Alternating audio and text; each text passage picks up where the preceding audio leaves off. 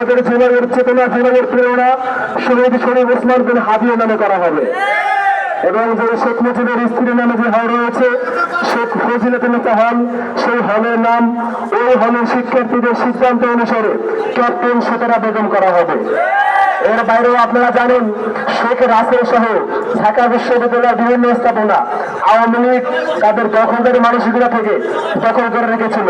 সবকিছুর নাম তারা তাদের নিজেদের মতো করেছিল।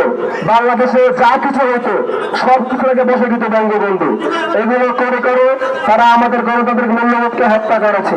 সেই জায়গা থেকে আমরা ঢাকা বিশ্ববিদ্যালয়ের বর্তমানে যত রকম ফেসিবাদের আইকন আছে, মুজিববাদের চিহ্ন আছে, সবকিছু আমরা ভেঙে চুরে চুরমার করে দেব। আপনারা দেখেছেন অলরেডি আমাদের মুজিবলের শিক্ষার্থীরা তাদের যে ফেসিবাদের চিহ্ন যে নাম, সেই নাম কিন্তু ইতিমধ্যেই মুছে দিয়েছে। আজকে আমরা এখানে এসেছি, এখান থেকে আমরা প্রশাসনিক ভাবে ঢাকা বিশ্ববিদ্যালয়ের মাটি থেকে ফেসিবাদের সমস্ত চিহ্নকে উৎখাত করে দেবে ইনশাআল্লাহ। ভারত না বাংলাদেশ, ভারত না বাংলাদেশ।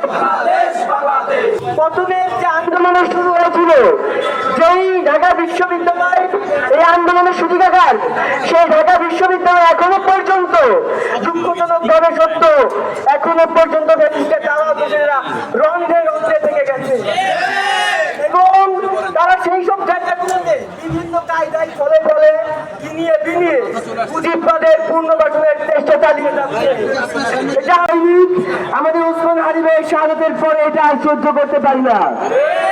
আমরা এক মুহূর্তের জন্য ফ্যাসিস্টের দালালদের ক্যাম্পাসের কোন পদে প্রথম শ্রেণী থেকে যত শ্রেণী পর্যন্ত কর্মকর্তা কর্মচারী শিক্ষক দিয়ে যা যেখানে আছে সকল ফ্যাসিস্টের দোষরদের আমরা মুক্ত করতে চাই এবং ঢাকা বিশ্ববিদ্যালয় থেকেই এই ফ্যাসিস্ট মুক্ত অপারেশনের শুরু হবে। আমাদের ঢাকা বিশ্ববিদ্যালয়ের যেখানে যেখানে ফ্যাসিস্টের কালচারাল চিহ্ন রয়েছে সেসব চিহ্ন ভেঙে দেওয়া হবে, মুছে ফেলা হবে এবং আপনারা জানেন সারা দেশে এই ফ্যাসিস্টদের নানি নাতনি দাদা দাদি চাচা চাচি যেখানে যা আছে সবার নামে যেখানে সেখানে এরা ইচ্ছাবত্ত বানাইয়া ইতিহাসে এরা নিজেদেরকে অমর বানাতে চাইছিল। আমরা সেগুলো দেশবাসীকে আহ্বান করবো, আপনারা সেগুলো ভেঙে দিন, মুছে ফেলুন এবং দেশপ্রেমিক সৈনিকদের শহীদদের নামে সেগুলো নামকরণ করুন।